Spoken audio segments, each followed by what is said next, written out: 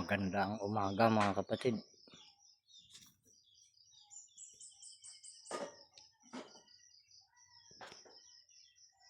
Sabado na naman tayo. Huling Sabado ng ngayon. Ng buwan ng June. Sa 27 na tayo. At ilang araw na naman. July na. Kasunod.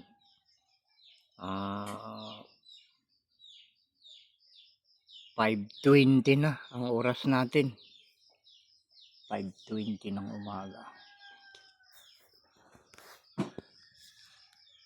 At magkape na tayo mga kapatid.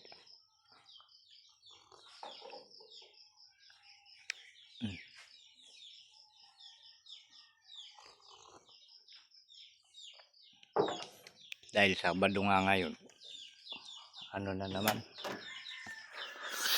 May samba na naman kami mamayang alas 9. Alas 9 ng umaga. Yan kasi yung ating hindi natin pwedeng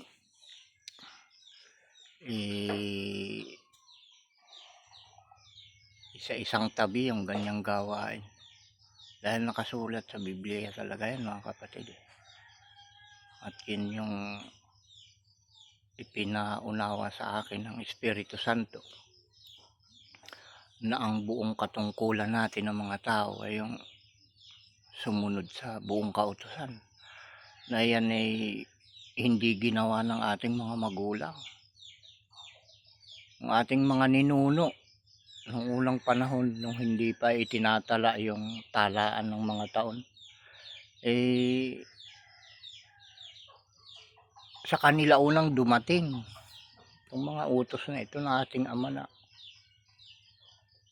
ngayon ay bumabalik sa atin. At ito'y hindi ginawa, hindi itinuloy kakusahan ng ating mga magulang.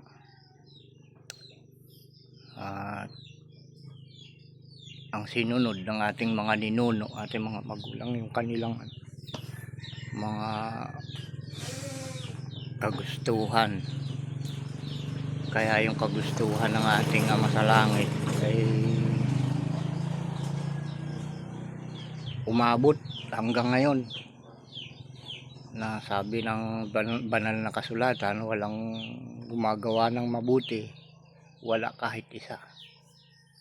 Kaya doon ako kinilabutan sa mga salitang yun, dahil ipinaalam din sa akin ng Espiritu Santo na ibig sabihin, pag walang gumagawa ng mabuti, wala kahit isa, malinaw na lahat ay masama mga kapatid.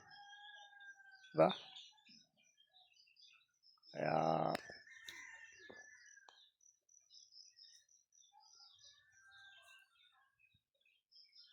ipinaunawa sa akin ng Espiritu Santo na sa dinami-dami ng tao sa buong mundo,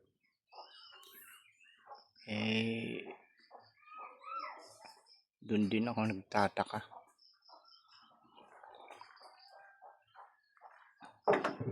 na nagtatanong sa ating Ama kung bakit ako pa ang pinili, sa akin pa ipinaunawa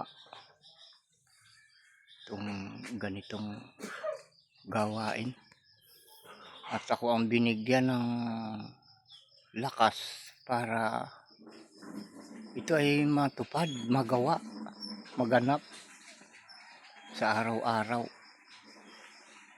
Ito yung nagsimula mga kapatid noong 2017 lang. Dumating sa akin mga salita ng ating Ama sa Langit. At hanggang ngayon nga ginagawa natin. Sabi ng ating Ama, ipamahagi mo ang aking mga salita, ikalat mo, gawin mong alagad ang lahat ng mga bansa. Ibig sabihin, markahan ng alagad, maipakita na alagad ng Panginoong si Isaw, ama ang lahat ng tao. Yun yung bilin, mga kapatid.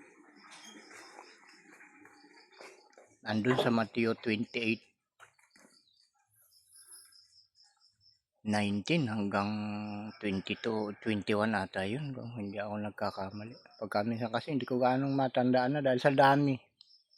Sa dami naman ba naman ang utos at sa dami ng mga laman ng Biblia na dapat ipaliwanag sa tao. Kaya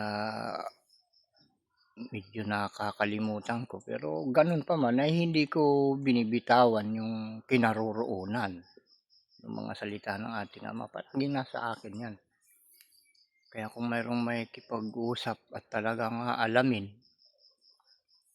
ang buong katotohanan, ay mayroon tayong ipapakita ng mga ebidensya, mga kapatid, na hindi naman sa ating ipinagyayabang o itinataas ang ating sarili na kung mo ipinaalam sa akin ng Espiritu Santo yung buong katotohanan ay pagyayabang ko na ako lang ang nakakaalam. Pero iyon ang katotohanan, mga kapatid. Sa buong mundo, mga kapatid, yung Espiritu Santo, yun yung sumasa akin, mga kapatid. At subukin nyo rin para mapatunayan. Dahil sa aking sarili, nagtataka ako sa mga lumalabas sa aking bibig, mga kapatid. Saka ko lang naunawaan pag lumabas na sa bibig ko yung mga salitang yun, mga kapatid. Doon ako nagugulat. Kaya linilista ko yung mga lumalabas sa aking bibig. May listahan, may date. Siyempre, kung maglilista ka, kailangan may date. May pitsa, may araw, kung kailan, o buwan o taon, kung kailan yun na sinabi. Ganun yung paraan na ginagawa sa akin ng Espiritu Santo. Kaya sa araw-araw, mga kapatid, ay yan lang ang laman ng aking isip at puso at mga gawa at salita. Mga kapatid, yung buong kautusan na yan. Kaya kahit maglibot ka sa buong mundo, kung may makikita ka na kagaya kong nagbablog, kailan ako nagsimulang mag-vlog? Magtatatlong buwan pa lang ata.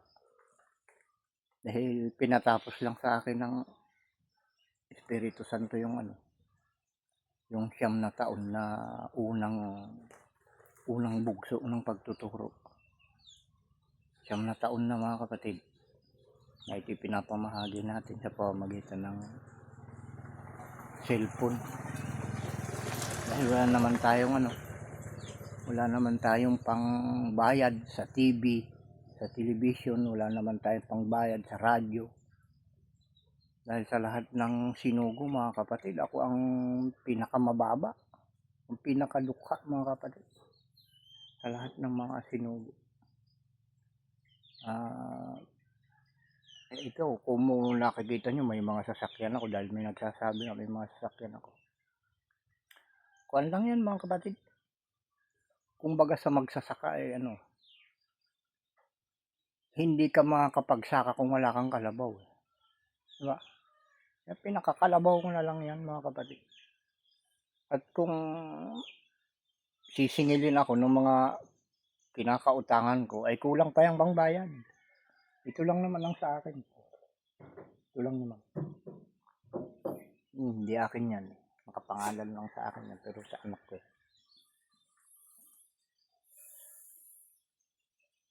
Magkano lang naman yung ganito, mga kapatid? May 30,000 ka lang, may ganito ka na eh.